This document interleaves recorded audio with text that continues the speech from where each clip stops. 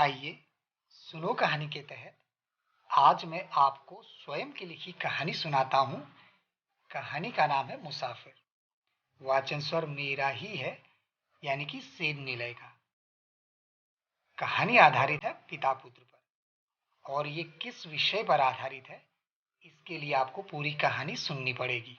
और हाँ, मेरा लेखन और कहानी आपको कैसी लगी इस पर मैं आप लोगों की राय अवश्य चाहूंगा। कृपया अवगत कराएं। तो आइए सुनते हैं कहानी मुसाफिर। दयाशंकर वाजपेयी यूं तो लखनऊ हुआ थे, पर जब से नैनीताल हाईकोर्ट में वकीली पर लगे तब से ताल की खूबसूरती की तरह उनकी चाल और जुबान पर भी कुछ कुछ कुमाऊनी चढ़ उठी। ढलती उम्र थी और थकान भरा शरीर।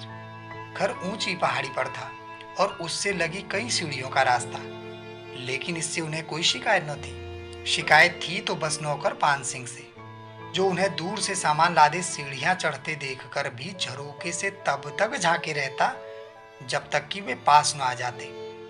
फिर एकाएक ऐसे दौड़ पड़ता जैसे चूल्हे पर उबाल आते दूध देख लिया हो। दयाशंकर खींच उठते, कहते, बल्द जैसा पड़ा होगा अभी तक। अरे 2 कदम आगे और चला आता तो बाघ नहीं खा जाता तुझे। 14 फेरे ही पड़ रहा होगा, कहीं तेरे ही 14 फेरे न हो जाएं। पान सिंह सामान उठाते मुस्कुराकर बोलता, आहा, कैसा खूबसूरत चित्र खींचा है शिवानी जी ने। आप पढ़ो तो कभी, लगता है जैसे सामने पिक्चर चल रही हो मालिक। वाजपेयी दह के घर पहुंचते, मगर उनका ये क्षणिक क्रोध घर में प्रवेश करते ही चाय का गिलास देख शांत हो जाता। फिर वे बड़ी सहजता से पान सिंह को सारे जरूरी पेपर थमाकर उन्हें यथास्थान रखने को कहते और फिर अपने सोफे पर ही कुछ देर जैसे समाधि में बैठ कुछ भी बड़बड़ाने लगते। यद्यपि उनके इस बड़बड़ाने में सामान्य बातचीत ही रहती, लेकिन ये बातचीत दूसरों के लिए बड़ी डरावनी सी होती। जब पहले पहल पान सिंह नौकरी पर आया था तो एकाएक उनका ऐसा रूप देख कमरे में आने की हिम्मत नहीं जुटा पाया। सोचा ऐसे पागलों का कौन भरोसा, क्या पता मार ही दे, और उसी शाम हाथ जोड़कर वापस जाने की विनती करने लगा।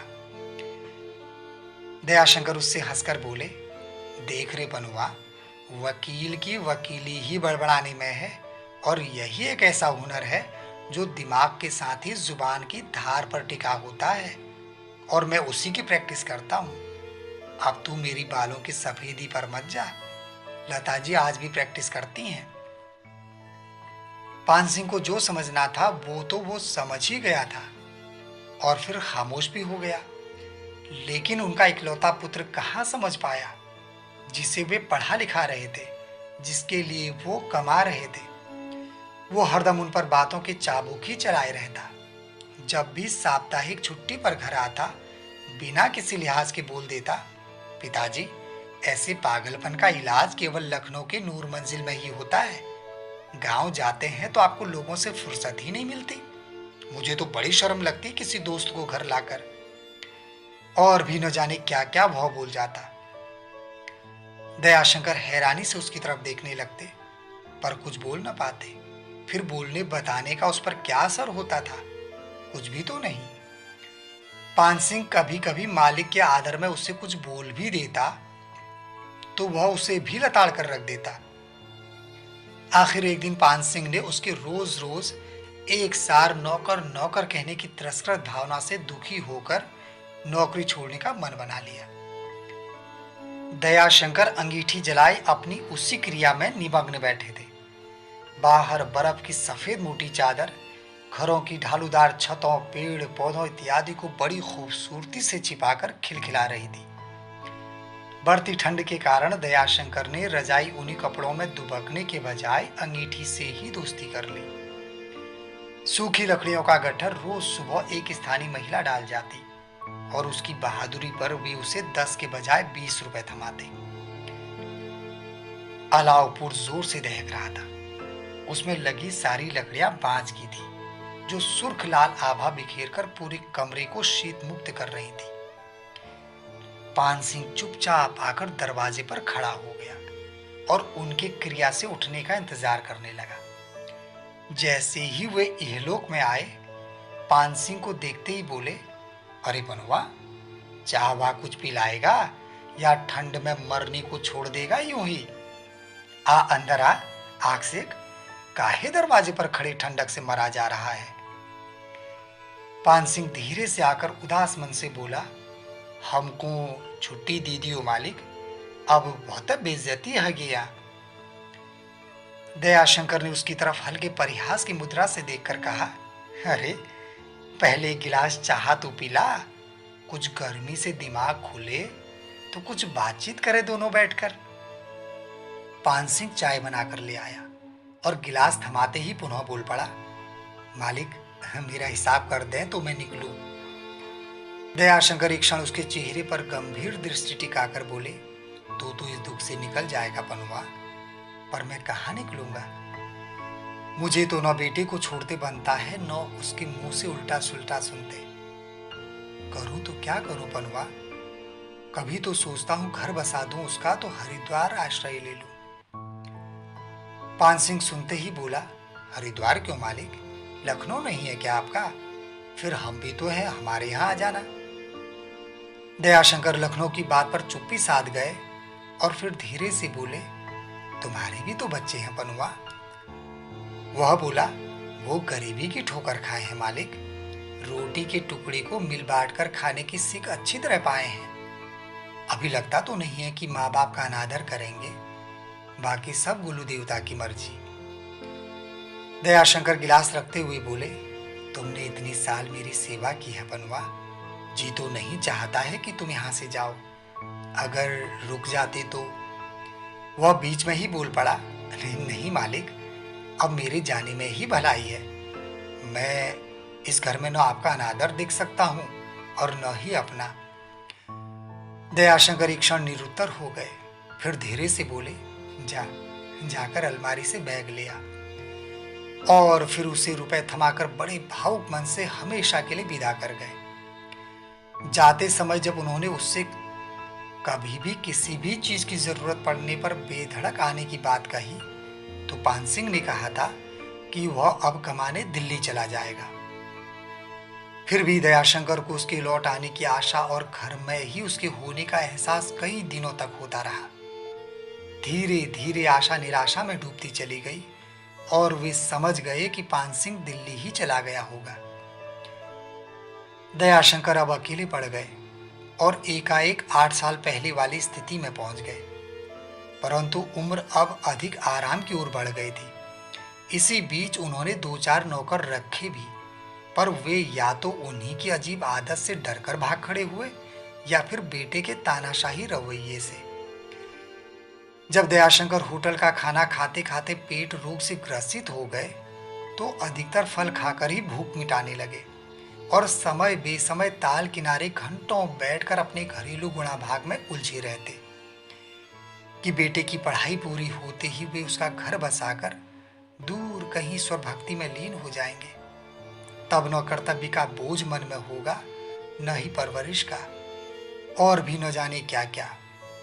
लेकिन बेटा ऐसा था जो केवल रुपया लेने ऐंठने के लिए ही उनसे मिलता। रविवार का दिन था। दयाशंकर गुनगुनी धूप में कुर्सी डाले उपन्यास पढ़ रहे थे। तभी 2 पुलिस वाले उनके घर आए।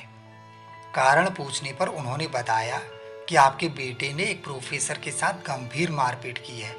वह इस समय थाने में बंद है, आप साथ चलिए।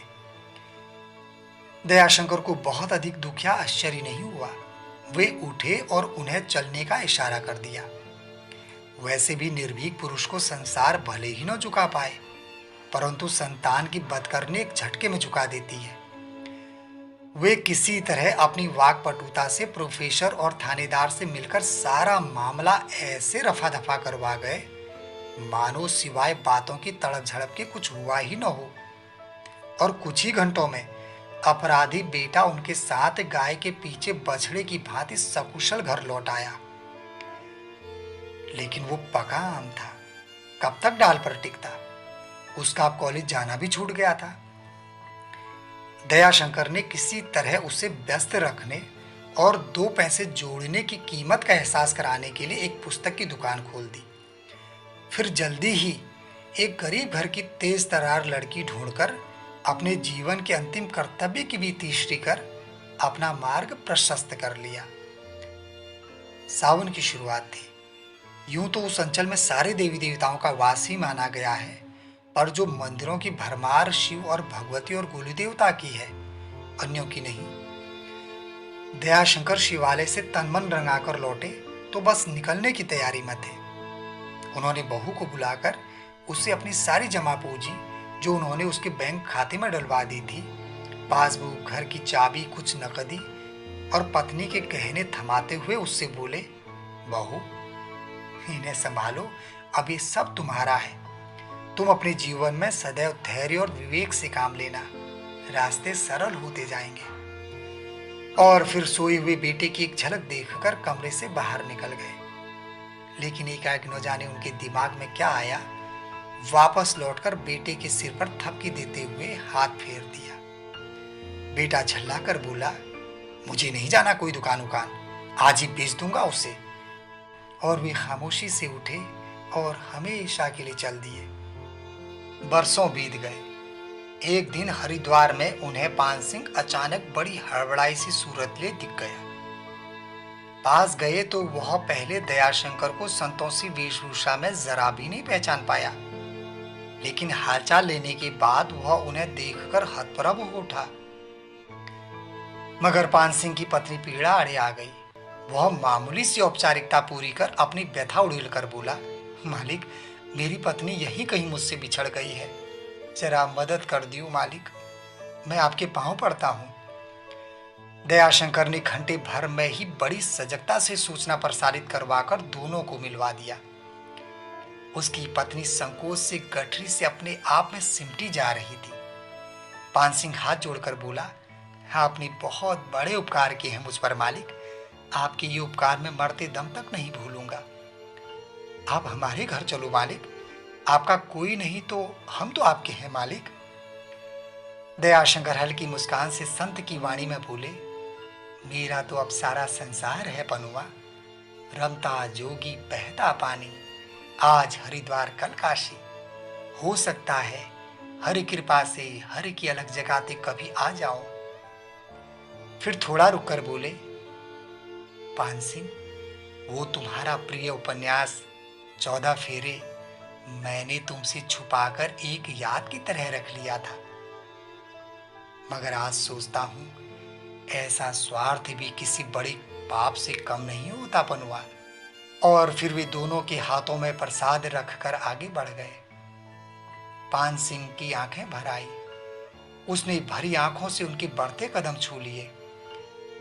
फिर अधर्मी बेटे को कोसते हुए वह उन्हें आंखों से ओझल होने तक इस उम्मीद से देखता रहा कि शायद वे पीछे मुड़ जाएं, लेकिन वे मुड़े नहीं।